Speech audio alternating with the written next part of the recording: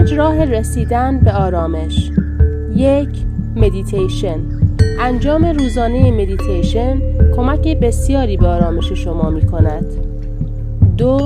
ورزش. ورزش کردن می تواند باعث کاهش استرس شود و در نتیجه به ذهن شما آرامش ببخشد.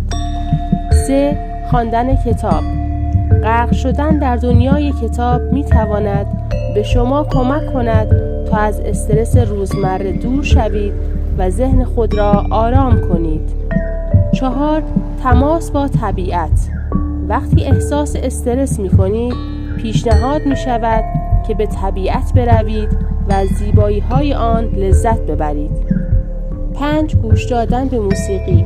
گوش دادن به موسیقی آرامش بخش می تواند به شما کمک کند تا احساسات خود را مدیریت کنید و روحیه خود را بهبود ببخشید.